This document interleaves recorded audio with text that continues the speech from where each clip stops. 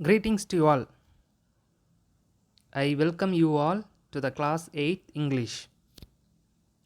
Today we are going to see a simple poem in Unit 3 and it is very beautiful to learn. The topic of the poem is Making Life Worthwhile, written by George Eliot. Before seeing the poem, let us know about the poet. Mary Ann Evans was a poet of the poem. She lived from 1819 to 1880. She was the poetess of the poem, a female poet. She was known by her pen name George Eliot. Was an English novelist, poet, journalist, translator, and one of the leading writers of the Victorian era. She wrote 7 novels. Okay, let us see the poetic lines. Making life worthwhile. Every soul that touches yours, be it the slightest contact, get there from some good, some little grace, one kindly thought, one aspiration yet unfelt, one bit of courage for the darkening sky, one gleam of faith to brave the thickening ills of life, one glimpse of brighter skies to make this life worthwhile and heaven a surer heritage. This poem consists 12 lines which are very simple to understand. Hereafter we are going to see line by line explanation of this poem. Every soul that touches yours means yours heart, be it the slightest contact, slightest, small or little or light contact, chance to develop our contact with someone, with good souls in the world. Get there from some good, the good thing, valuable qualities we can learn from the good souls in the world. The meaning of these 3 lines is we should learn the good from every soul that touches our heart. It may also be the slightest contact. In the world we can see many good souls are there, many good human beings are there. We can develop our contact with them, and from the good souls we can learn good qualities, good things to make our souls to be noble. Some little grace, one kindly thought, one aspiration yet unfelt, one bit of courage. Grace, which means elegance or charm. Aspiration, a wish or hope or an ambition which we didn't experience. That's what the poet indicates in these 3 lines. One bit of courage, bravery act, valor, meaning of courage. What are the good qualities we can learn from the good souls? Little charm, kindly thought, to be kind to others. We can learn a good thought from others, from the good souls. One aspiration yet unfilled, a hope, a confident, a wish that we didn't experience, that also can be learned from them. One bit of courage, of course, to bear up all these things, all the troubles, we should have a courage that also can be learned. So, some little charm, one kind thought, a hope or an ambition of achieving a desire or a wish. We need a bit of bravery to step into something.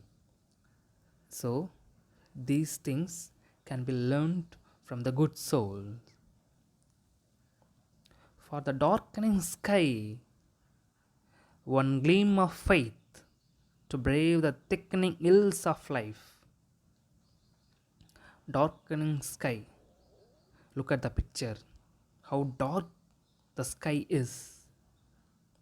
To make it clear, a single shine bright is enough. The little shine make the sky bright, even though it is full of dark. That much power it has. So the poet is trying to say, one gleam of faith to brave the thickening ills of life. Thickening ills, sick, ill means sick, problem, obstacles in our life that seems to be very strong. Maybe it seems to be very strong in our life, but the faith, that we learn from a good soul, that is very enough. It is as equal as the bright shine, the faith. How the bright shine makes the sky very clear, the darkening sky clear. Likewise, the faith, the hope that we have can make our trouble to be obscure.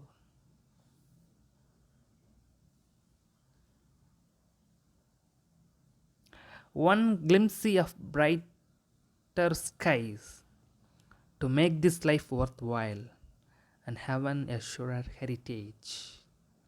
Glimpse, glance, quick look, short view, brighter skies to make this life worthwhile and heaven a surer heritage. Heritage in the sense inheritance, worthwhile, valuable, purposeful. We'll get the chance to make our life purposeful, worthful before we reach the final destination, which means death. So, in between the gap between from birth to death. So, the short span of life can be made worthful, purposeful, having good faith, confident, and learning good things from others. So the poet says, a faith that shines brightly to face the evils and the obstacles of life. A quick look at the brightest side of our life will make our life valuable, and then surely heaven be our inherited property. Inheritance, an allotted portions, a possession that belongs to us. So finally, it would be our inherited property. So, before leaving the place, the world, we can make our life being worthful by learning good things, having confidence, all these things.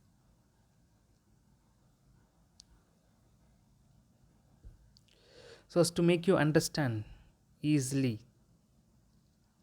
I have given you the summary of this poem.